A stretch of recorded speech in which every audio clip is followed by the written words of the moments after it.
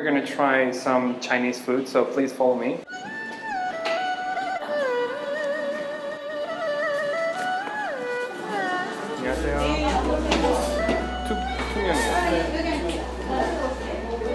Everything is written in Korean, as you can see. 여기요.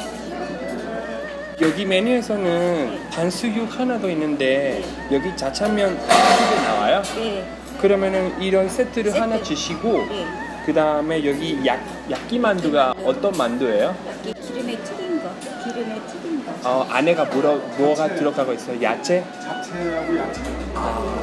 그러면 야끼만두가 더 좋을 것 같아요. 그러면은 하나 주시면.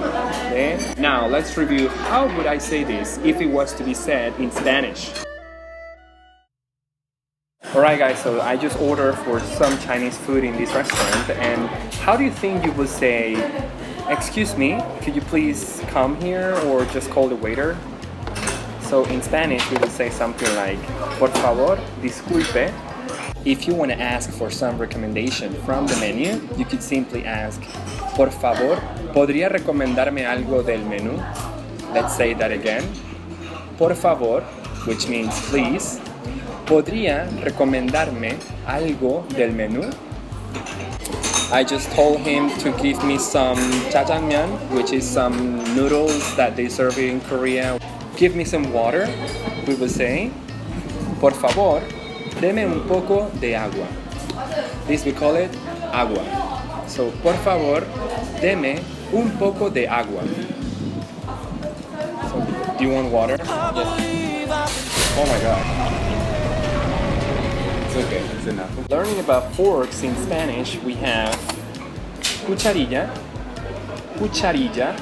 In some of other countries they call just cuchara, but here we just call cucharilla. And these little things here, I don't think we have a word in Spanish for these ones. We just call it palitos chinos. Do we have any word in Spanish for this? We just say No. it's just like palitos chinos. They don't use any forks or knives in here. It's just because most of the food is just eaten with palitos chinos. So can you eat with palitos chinos?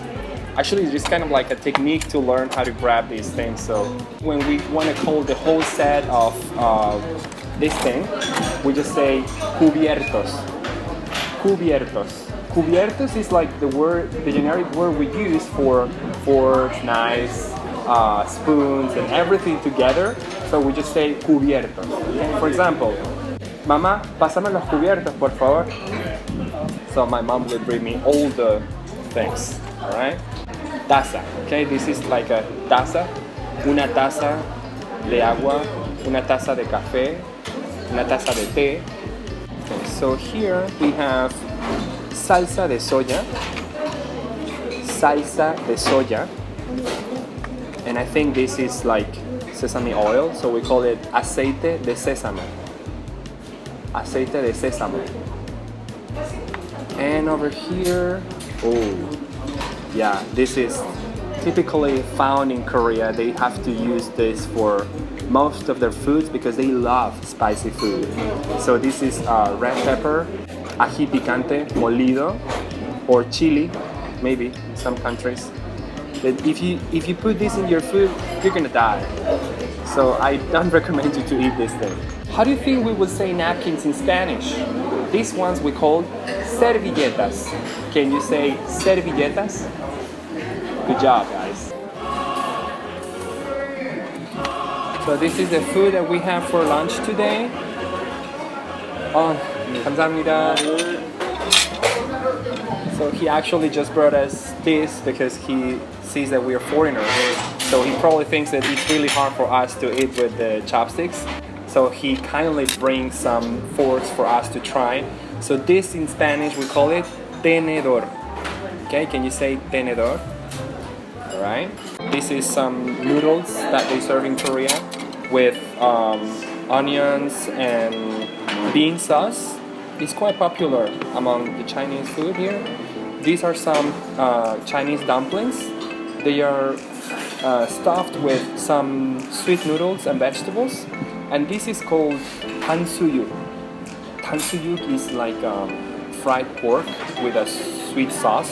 and vegetables. It's quite delicious and quite crispy if you try. So a word that I'm gonna teach you before eating, we say to our friends, Buen provecho. When you say Buen provecho, it means enjoy your meal, or Buen apetito. Buen apetito. So I'm gonna try the Jajangmyeon.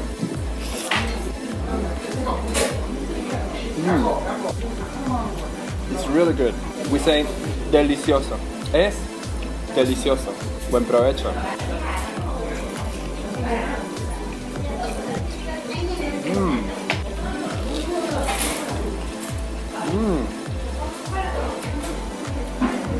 You should definitely try this one.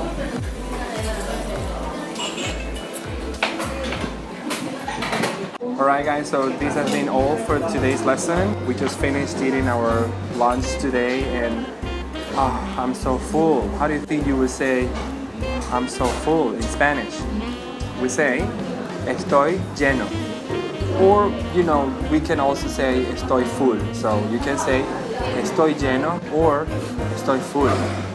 If you like this video, hit the like button and please don't forget to subscribe in the bottom below so you'll get notified whenever I upload a new video to learn more Spanish in a fun way.